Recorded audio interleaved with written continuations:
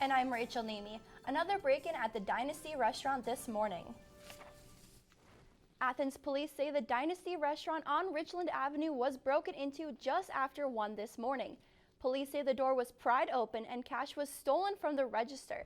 This is the second time the Dynasty has been robbed and is the 6th restaurant robbery in the last 4 weeks. The Ohio Supreme Court will not hear the appeal of a New York doctor convicted in raping an Athens woman. Charles Nee Young was convicted in 2010 of rape, kidnapping, and burglary, and sentenced to 3 10-year prison terms. Nee Young appealed the sentence, claiming he should be able to serve them concurrently, but the appeals court disagreed. He is not scheduled for release from prison until 2039. An Athens County Common Pleas defamation lawsuit against the Cleveland attorney has been dismissed. The attorney, Mark Heron, represented Shannon Sheridan, a deputy who was fired by Athens County Sheriff Rodney Smith, partly because of information Trudy and Jerry Surrey gave to the authorities. Judge Patrick Lang dismissed the Surreys' lawsuit at their request. The cicadas are back and they are buzzing into Athens. This year, statewide, the cicada population will be heaviest around Nelsonville and Athens.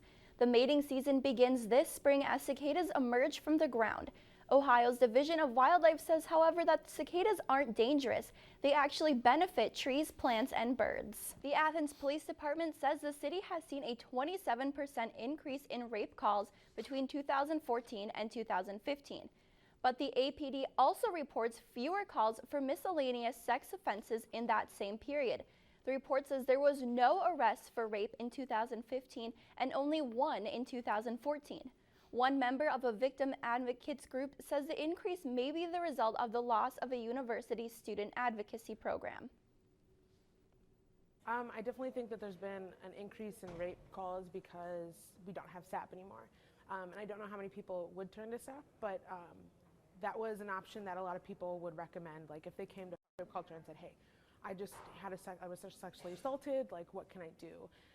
We would direct them to SAP.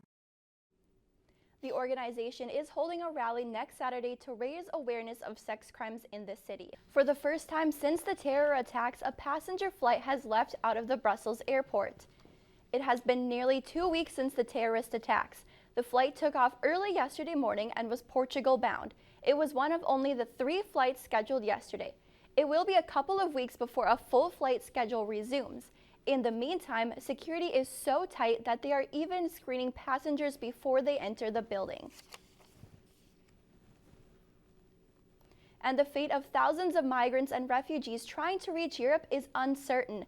A controversial deal between the European Union and Turkey is taking effect.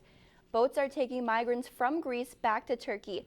Ankara had agreed to take migrants who arrived in Greece illegally after March 20th.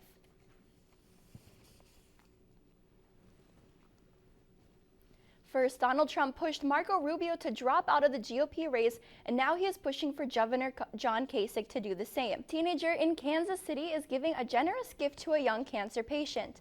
Lorenzo Harrison posted on Facebook that he was looking for the perfect fan to give his Kansas City Royals opener tickets to. After plenty of stories, one post caught Harrison's attention. Emily Davis wrote that her son had been battling cancer for 7 years. On Friday, Harrison met Emily Davis and her son and gave them his tickets. Davis's son started crying after receiving his tickets because he said he had reached out to the Make-A-Wish Foundation, but they hadn't gotten back to him yet. Those tickets are worth about $900.